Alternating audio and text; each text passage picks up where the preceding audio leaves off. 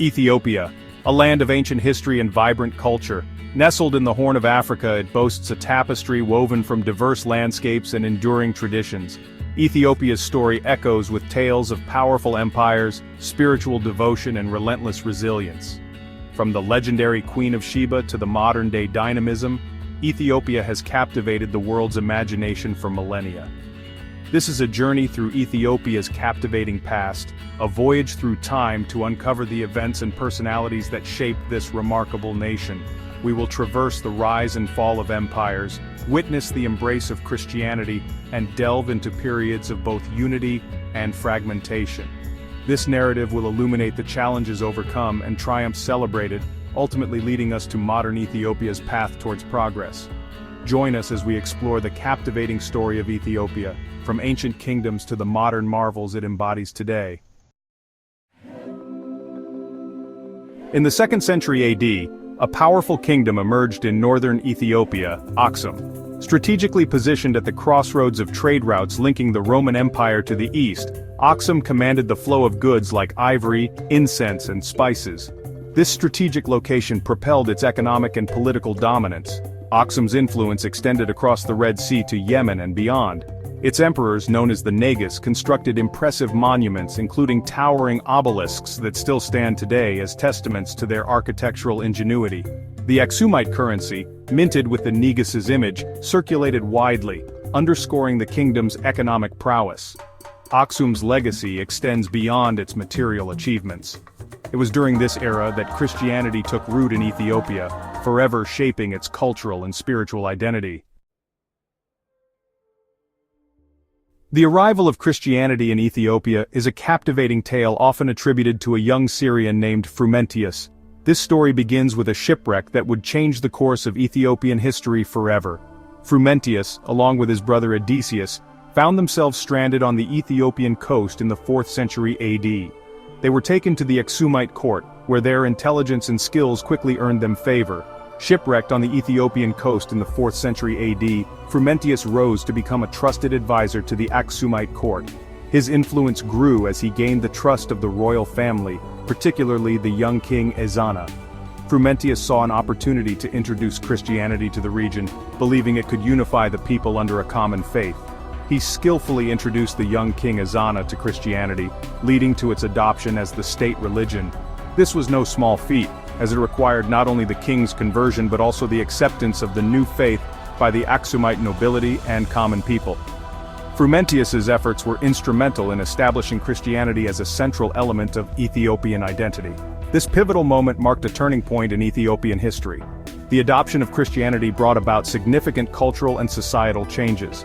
It influenced the legal system, education and even the arts. The construction of churches and monasteries became a symbol of the new faith's importance and its integration into daily life. Christianity permeated every aspect of society, from the grand construction of churches and monasteries to the everyday lives of its people. The faith provided a sense of unity and purpose, guiding moral and ethical decisions. It also played a crucial role in the preservation and transmission of knowledge through the establishment of religious schools and the translation of texts. The Ethiopian Orthodox Tewahedo Church, with its unique blend of Christian traditions and ancient Jewish customs, became a cornerstone of national identity. This blend created a distinct religious practice that set Ethiopia apart from other Christian nations. The church's rituals, music, and art forms became deeply embedded in the cultural fabric of the nation. The adoption of Christianity fostered cultural exchange with the Byzantine Empire and other Christian kingdoms. These interactions brought new ideas, technologies, and artistic influences to Ethiopia, enriching its culture. The exchange was not one-sided. Ethiopian religious and cultural practices also influenced other Christian communities. Religious texts were translated into Ge'ez, the ancient Ethiopian language, further enriching its literary heritage. This translation effort preserved many important religious and philosophical works, making them accessible to the Ethiopian people. The Ge'ez language became a symbol of Ethiopian scholarship and religious devotion. The Ethiopian Church, with its distinctive traditions and practices, continues to hold a profound influence on the lives of millions. Its teachings and rituals remain a vital part of Ethiopian culture, shaping the values and beliefs of its people. The church's enduring presence is a testament to the lasting impact of Frumentius's mission and the deep roots of Christianity in Ethiopian society. Section 4. The Solomonic Dynasty, Emperors and Legends. The Solomonic dynasty, claiming descent from the biblical King Solomon and Queen of Sheba, rose to prominence in the late 13th century. This legendary lineage is said to have begun with Menelik I, the son of Solomon and the Queen of Sheba, who is believed to have brought the Ark of the Covenant to Ethiopia. The dynasty's claim to such a prestigious heritage provided it with a divine right to rule, intertwining the nation's history with biblical lore. This lineage would rule Ethiopia for centuries, further intertwining faith and rulership. The Solomonic emperors were not just political leaders but also spiritual figures, deeply connected to the Ethiopian Orthodox Church. Their reign was marked by a unique blend of religious devotion and political acumen, which helped to solidify their authority and maintain the unity of the empire. Emperor Yakuno Amlak, who overthrew the last Zagwe dynasty ruler, is credited with establishing this enduring dynasty. His rise to power in 1270 marked the beginning of a new era for Ethiopia. Yakuno Amlak's reign was characterized by efforts to restore the Solomonic lineage, which he claimed through his ancestry. His successful rebellion against the Zagwe dynasty was seen as a divine mandate, further legitimizing his rule. Among the most renowned Solomonic emperors was Amda Seyon, who reigned in the 14th century. His reign is often considered one of the most significant in Ethiopian history. Amda Seyon was a formidable military leader whose campaigns greatly expanded the empire's territory. His victories against neighboring Muslim sultanates not only secured Ethiopia's borders, but also enhanced its prestige and power in the region.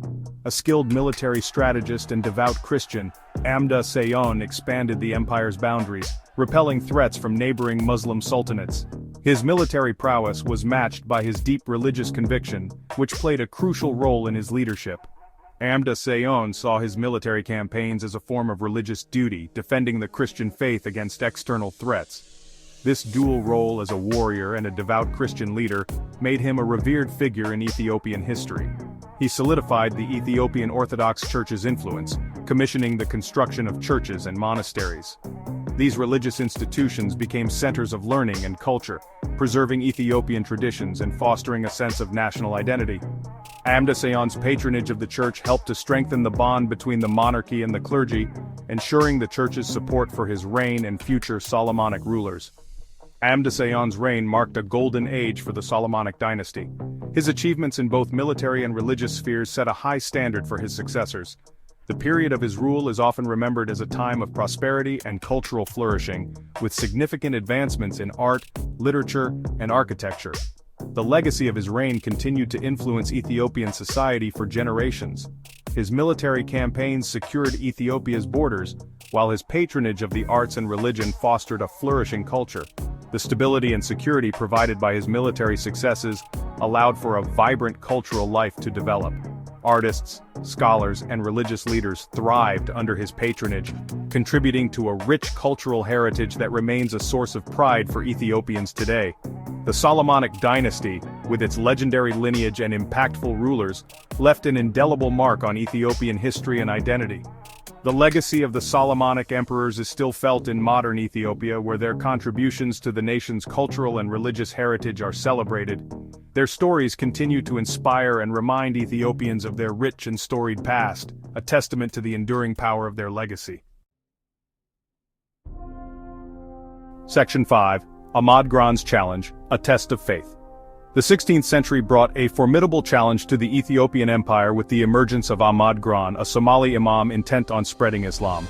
His rise was not just a military endeavor but also a religious crusade, aiming to reshape the spiritual landscape of the region. Ahmad Gran, also known as Ahmad ibn Ibrahim al-Ghazi, was a charismatic and determined leader whose vision extended beyond mere conquest.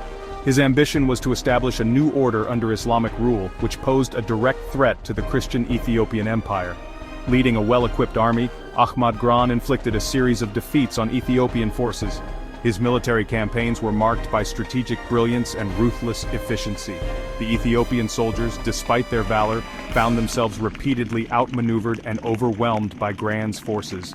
The battles were fierce and the losses were heavy, leaving the Ethiopian Empire in a state of desperation and uncertainty. Churches and monasteries were destroyed, and the empire's very existence hung in the balance. The cultural and religious heart of Ethiopia was under siege, with sacred sites being desecrated and centuries-old traditions threatened.